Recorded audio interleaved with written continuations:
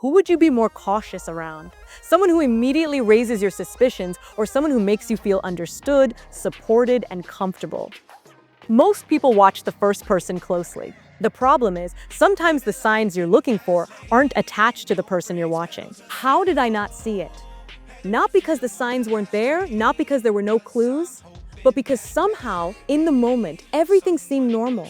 Then months later, maybe even years later, you replay those same moments in your head and suddenly everything looks different.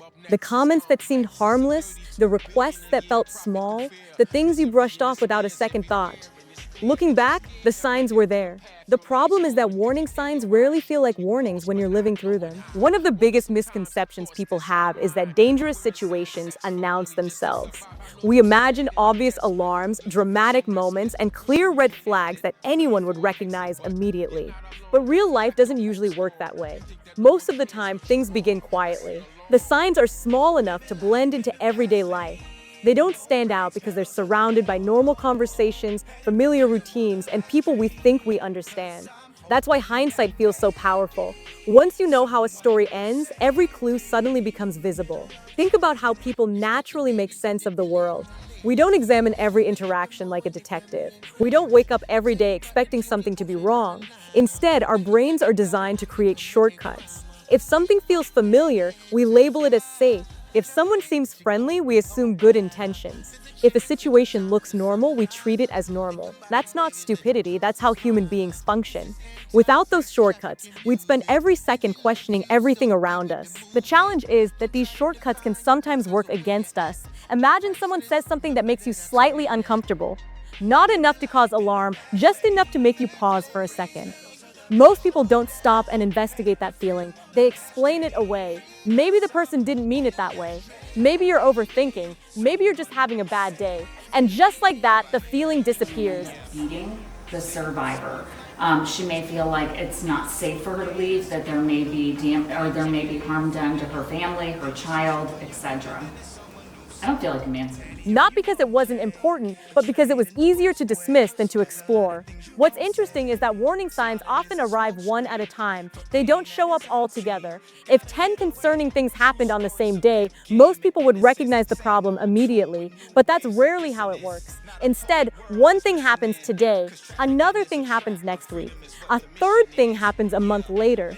Each moment feels isolated. Each moment feels too small to matter on its own. And because they're separated by time, it's difficult to connect them into a larger pattern. Trust makes this even harder. The more trust we have in a person or situation, the more likely we are to overlook things that don't make sense.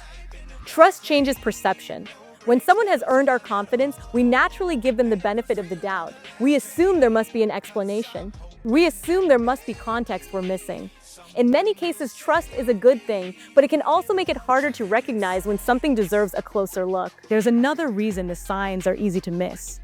Most people don't judge situations based on facts alone. They judge them based on feelings. If something feels comfortable, it must be okay. If something feels familiar, it must be safe. If someone makes us feel valued, understood, or supported, we naturally lower our guard. The problem is that feelings can sometimes create blind spots. Just because something feels good doesn't automatically mean it's good for us. Have you ever noticed how easy it is to explain away things when you don't want to believe something is wrong? That's another reason hindsight can be so frustrating. Looking back, you remember all the excuses you made. You remember telling yourself it wasn't a big deal. You remember convincing yourself that you were probably overreacting. At the time, those explanations felt reasonable. Looking back, they can feel impossible to understand. Another thing people don't realize is that warning signs often hide inside positive experiences. We tend to imagine danger appearing through obviously negative situations, but sometimes the thing that prevents people from seeing the signs is the fact that there are good moments too.